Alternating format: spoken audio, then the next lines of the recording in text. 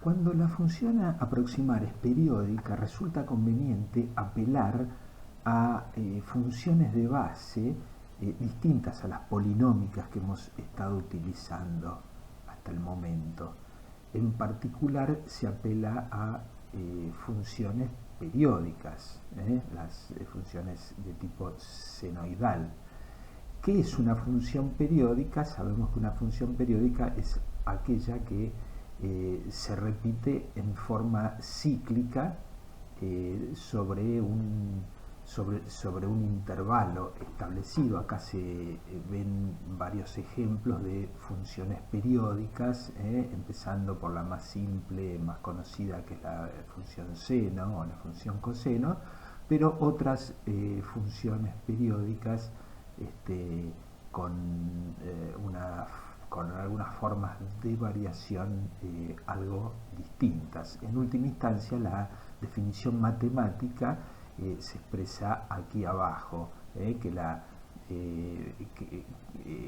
es una función f que su cálculo en t más jt es igual a f de t, donde t grande es el periodo, j es un entero cualquiera. Entonces esto significa que voy a tener una repetición de los valores de la función infinitamente en ambos sentidos. Para hacer el planteo del método de aproximación es necesario en primer lugar hacer una normalización del dominio. Entonces, si la función es periódica con un periodo t y digamos que elegimos como ventana, digamos ventana temporal, si pensamos que t es el tiempo, el intervalo 0 a t grande, entonces lo que nosotros queremos es llevarlo al intervalo 0,2pi, para lo cual definimos la variable psi, tal como se muestra aquí. En consecuencia, la función f de t va a pasar a ser función de psi, y en consecuencia la renombramos como g de psi. En primer lugar vamos a hacer el planteo en el continuo, es decir, aún sin entrar en la discretización, que es lo que luego vamos a implementar en la computadora. Entonces, partimos del concepto de aproximación lineal, que es el mismo que habíamos establecido antes, es decir, la función g de psi la vamos a aproximar por una función g asterisco de psi, que es una superposición lineal de unas funciones de base que llamamos phi sub j de psi. Entonces aquí las incógnitas son los a sub j. Si bien hemos estado hablando de series de Fourier, en rigor lo que nosotros estamos construyendo son polinomios de Fourier, porque ya hemos truncado en j igual a m. Entonces lo que tenemos que hacer es definir las funciones de base. Entonces lo que se hace es, lo que se debe hacer es tomar un m que sea impar, y lo expresamos como m igual a 2n menos 1. Eso quiere decir que la cantidad de funciones de base en realidad van a ser m más 1, porque estamos contando desde j igual a 0.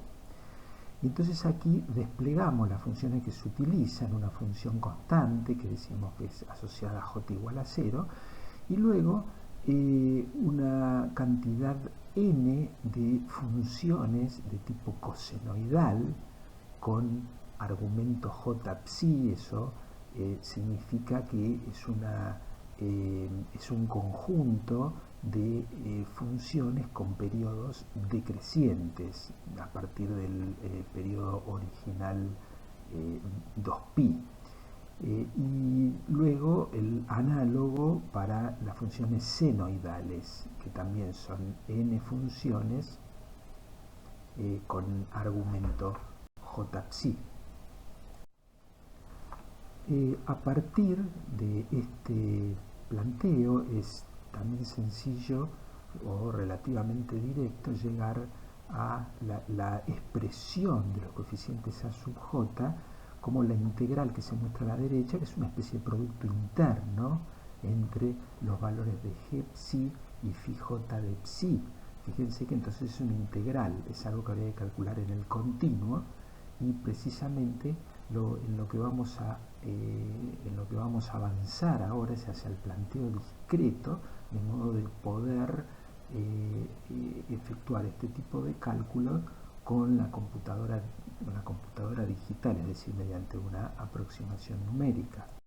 En esta figura se ilustra a través de un ejemplo que es un pulso cuadrado, como la sucesiva superposición de componentes de Fourier va generando cada vez con mayor precisión la forma digamos original del pulso cuadrado. Vamos a proceder entonces a lo que sería el planteo discreto, que es lo que nos interesa. Entonces, para eso lo que tenemos que hacer es establecer, definir nodos sobre el eje psi. Y acá está cómo definimos esos nodos, que son nodos equiespaciados. Entonces, estos son nodos entonces que se extienden en el intervalo 0 a 2pi. Fíjense que con k igual a 0 me da psi sub k igual a 0. Es el primer nodo, está en el origen. Ahora el último nodo está un poquitito antes de 2pi, justamente porque 2pi ya sería coincidente con psi igual a 0. Entonces, en base a eso, volvemos a representar o a reescribir la función g asterisco de psi tal como la escribimos antes, con n impar, y de todos modos vamos a redefinir un poco ahora quiénes son las funciones de base. Bueno, estas son esas funciones de base, son en parte una réplica de lo que acabamos de ver para el planteo continuo, pero están renormalizadas, podríamos decir. La función constante ahora vale 1/2, y después tenemos funciones directamente coseno de j psi y seno de j psi. Así es como se trabaja en el planteo discreto. Entonces el AJ ahora, obviamente, esa integral que teníamos antes ahora se convierte en una sumatoria con el producto de las funciones g psi sub j sobre cada uno de los nodos que hemos definido. Entonces acá tenemos dos alternativas, porque que tiene que ver con la relación que hay entre la cantidad de nodos y la cantidad de funciones. Si n es igual a L, donde n tiene que ver con la cantidad de funciones y L tiene que ver con la cantidad de nodos, entonces estamos en un problema de interpolación. Tenemos tantas ecuaciones como incógnitas. Pero está la posibilidad de elegir una cantidad de funciones menor a la cantidad de nodos, en cuyo caso estaríamos en un problema de ajuste. Entonces, esto para que quede conceptualmente claro que podemos apuntar a las dos formas de aproximar, por más que nosotros nos vamos a restringir al problema de la interpolación.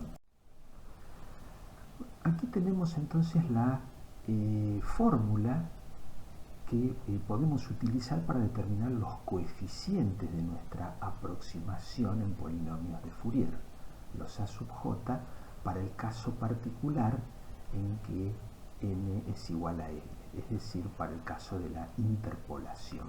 Esta sería la forma operativa de obtenerlos. Pero como vamos a ver, aparece una dificultad, y la dificultad es el esfuerzo de cálculo. Para tener un índice, una medida del esfuerzo de cálculo, tenemos que contar la cantidad de operaciones involucradas. Nosotros estamos usando 2L datos, digamos, que son los G de psi k. Entonces, para cada A sub j tenemos 2L multiplicaciones y 2L sumas, pero después tenemos 2L a sub j, con lo cual tenemos en realidad 2L al cuadrado multiplicaciones y 2L al cuadrado sumas. En la tabla que se muestra a la derecha se ve entonces cómo crece ese esfuerzo de cálculo medido, por ejemplo, en términos de 2L al cuadrado para distintos valores de L. Fíjense que si L es 10, el orden del esfuerzo de cálculo va como 10 al cuadrado, pero si es 10 a la cuarta va como 10 a la 8, es decir, el crecimiento de la cantidad de operaciones con la cantidad de términos que estamos considerando es muy alta, y obviamente el tener muchas operaciones no solo implica un tiempo de cálculo importante, sino que todavía más importante que eso, más significativo que eso, es que va a imponer un alto error de redondeo. Esto significa que es interesante pensar en alguna alternativa de cálculo, algún algoritmo de cálculo que pueda realizar, que pueda llegar a buen puerto, es decir, obtener la representación en términos de polinomios de Fourier, pero con un esfuerzo de cálculo menor. Y hacia eso apunta entonces lo que se conoce como el algoritmo de la transformada rápida de Fourier. Para desarrollar el algoritmo de la transformada rápida de Fourier, lo primero que hay que hacer es pasar a notación compleja.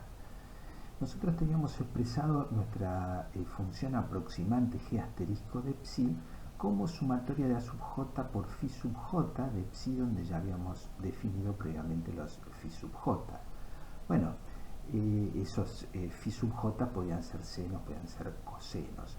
En lugar de eso, lo que se plantea como punto de partida es expresarla en términos de la representación compleja de tipo polar de las funciones de base. Entonces vamos a establecer que las funciones de base son las e a la i j psi, que a la i j psi sabemos que es el coseno de j psi más i por el seno de j psi. Entonces ahora tenemos m funciones de base de la forma e a la i j psi, y estos van a estar multiplicados por otros coeficientes que vamos a llamar c sub j, y bueno, aparece esta normalización como 1 sobre L. Esta va a ser la nueva forma de expresar la aproximación lineal en términos de las funciones de base representadas como funciones complejas. Entonces, así como en la representación inicial los a sub j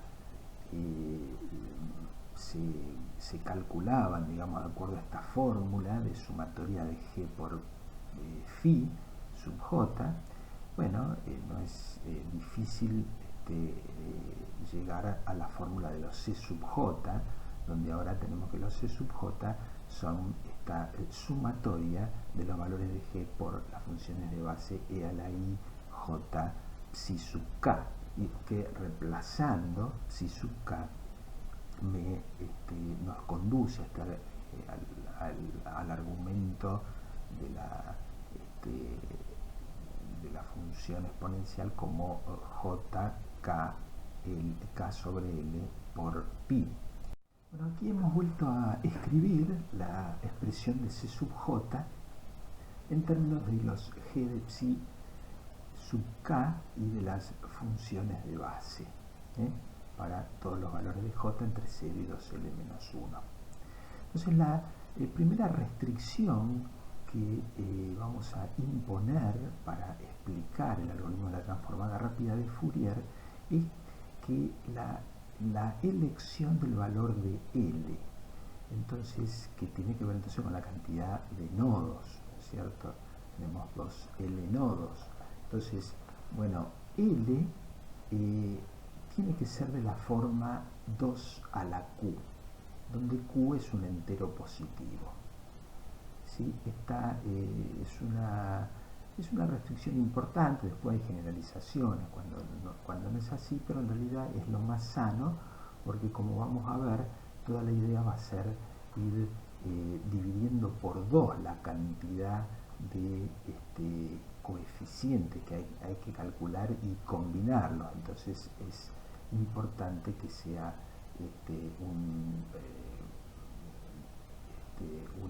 una expresión siempre divisible por 2.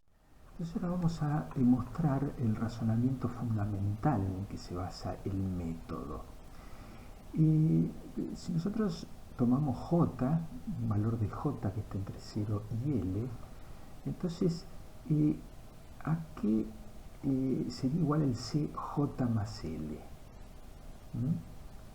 Entonces, donde dice J reemplazamos J más L, y eso implica obtener esta expresión que está en el segundo miembro, que fíjense que lo que hace es separarme, si ustedes quieren, el coeficiente E a la IK por pi.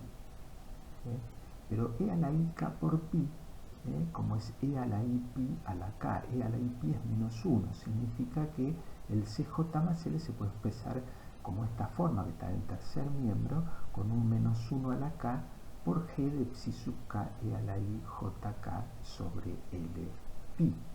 Entonces, con eso en mente, nosotros ahora podríamos sumar CJ y CJ más L, siempre con J entre 0 y L, a eso llamarlo CJ supra 1, y cuando sumamos, lo que es interesante es que se me van a compensar los términos impares, es decir, solo me van a quedar los términos con K par y bueno, multiplicados por 2, porque van a ser 2 veces al sumarlo. Eso es lo que está escrito aquí, donde en lugar de poner K pusimos K igual a 2P, sabiendo que es par, ¿sí? Entonces, reordenando un poco, obtenemos esta expresión: 2 veces sumatorias de P igual C hasta L menos 1, tenemos el G en psi de sub 2P, y después nos queda E a la IJ, queda P sobre L sobre 2 por pi.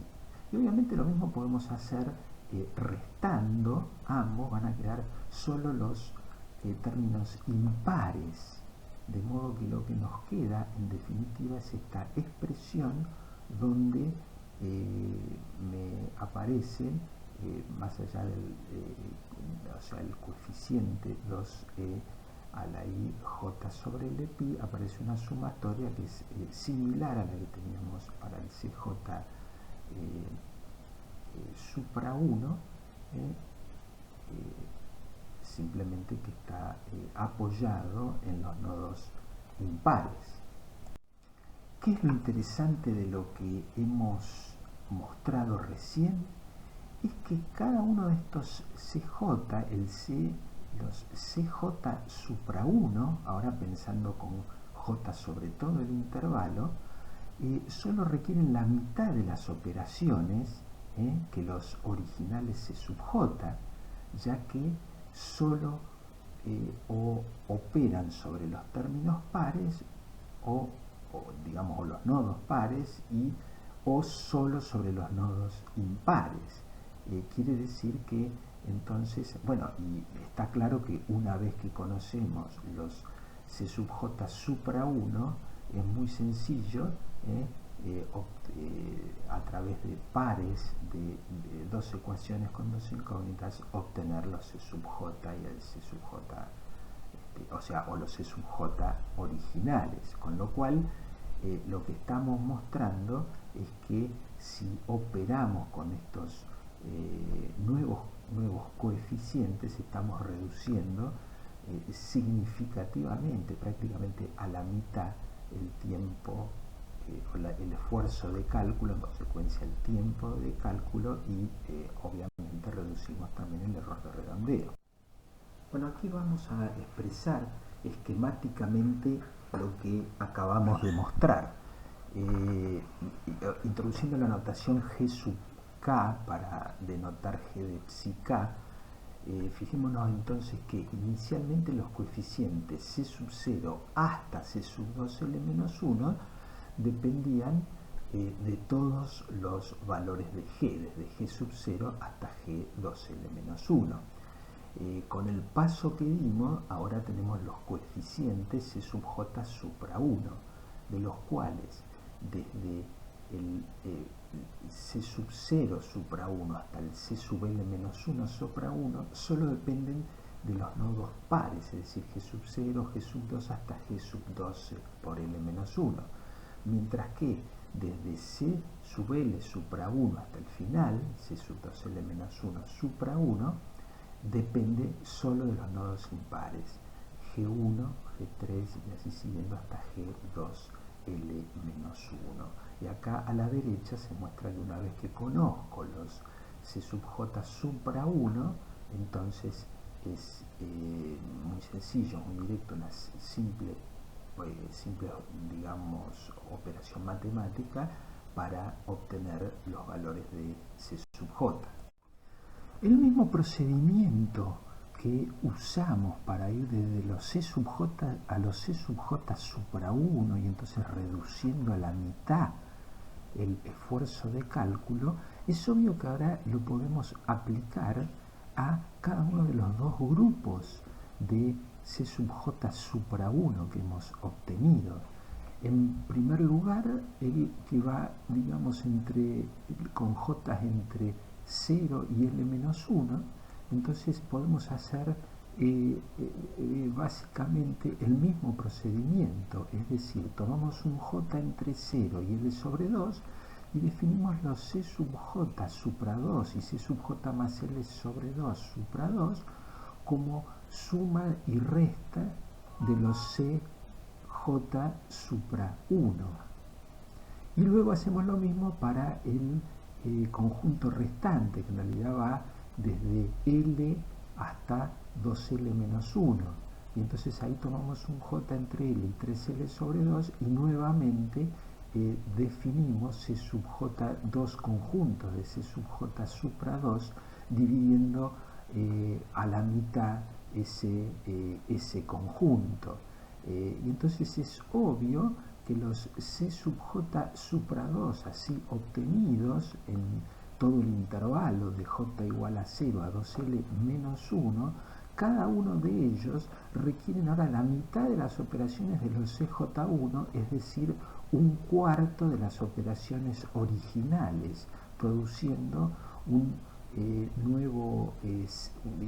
nuevo salto en la reducción de la cantidad de operaciones necesarias para obtener los coeficientes y obviamente en forma muy sencilla uno va pasando desde los C sub J supra 2 a los C sub J supra 1 y luego de esto a los originales C sub J, que es lo que estamos buscando.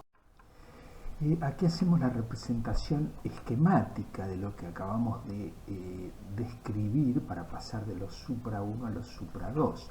Es decir, el primer conjunto de los C supra 1 que van del índice 0 al L-1 y que dependían de todos los nodos pares, G sub 0, G sub 2, etc., ahora nos lleva a los C supra 2, donde tenemos un primer subconjunto que va de 0 a L sobre 2 menos 1 y que dependen ahora de los nodos pares, pero con un salteado, de modo que depende del nodo 0, del 4, del 8 y así siguiendo, mientras que el otro subconjunto que va de L sobre 2 a L-1 de los supra 2 ahora depende de los pares restantes, es decir, de G sub 2, G sub 6, G sub 10, etc. Y de la misma manera, entonces luego operamos con los C supra 1 que van de L hasta 2L-1, que ellos, digamos, dependen solo de los nodos impares y luego quedan subdivididos en dos conjuntos de C supra 2, uno que depende ahora de los impares, pero con salteando uno, de modo que G1, G5, G9, y el otro de los impares restantes, G3, G7, G11, etc. De esta manera podemos proceder iterativamente y vamos a ir reduciendo cada vez más el rango de valores utilizado por los C supra índice creciente, digamos, hasta llegar al final en el cual los C supra Q más 1, recuerden que Q era tal que L es igual a 2 a la Q, solo dependen de un valor nodal, y de esa manera es fácil ver que llegaríamos, por ejemplo, al que el C sub 0 supra Q más 1 solo dependería del G sub 0, mientras que el C sub 1 solo del G sub L. Luego el C sub 2 solo del G sub 1, el C sub 3 solo del GL más 1, y bueno, así siguiendo, y esto ya es, digamos, se ha reducido el esfuerzo a, en todo caso, una sola operación. O sea, y conociéndose estos C supra Q más 1, vamos efectuando esas simples operaciones para ir remontando entonces este descenso que hemos hecho hacia los C supra Q menos 1 y así siguiendo hasta los originales C sub J.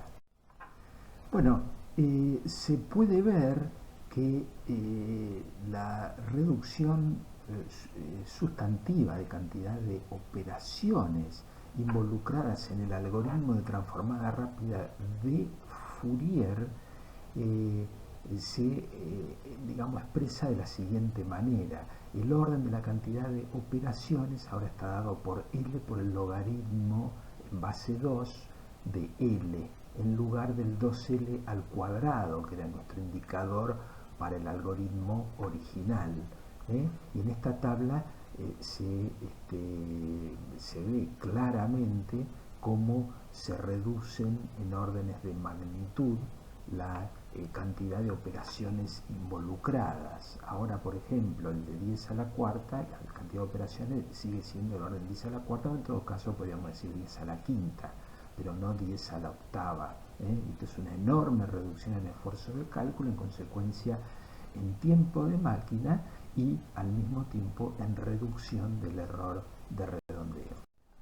Bueno, aquí se esquematiza un ejemplo, es decir, un caso particular para fijar mejor las ideas involucradas en el algoritmo de la transformada rápida de Fourier. Hemos elegido Q igual a 2, significa que L es igual a 4, o sea, 2L menos 1 es 7 y en todo caso tenemos 8 coeficientes, desde C sub 0 hasta C sub 7. Entonces, obviamente, el cálculo empieza de atrás para adelante. Nosotros empezamos por los C supra Q más 1, es decir, los C supra 3. Y específicamente, en realidad, cada uno de los C son directamente, de los C supra 3, son directamente iguales a los valores de G. Entonces, pero en qué nodos, bueno, el C sub 0 en el nodo 0, el C sub 1 entonces en el G sub 4, luego viene el G sub 2, G sub 6, y luego vienen los impares, G sub 1, G sub 5, G sub 3, G sub 7, y con eso tenemos determinado todos los C supra 3. Luego combinamos con esas simples operaciones de suma o resta multiplicadas por un medio y pasamos, por ejemplo, combinando el C sub 0 y el C sub 1 supra 3, pasamos a el C sub 0 y el C sub 1 supra 2.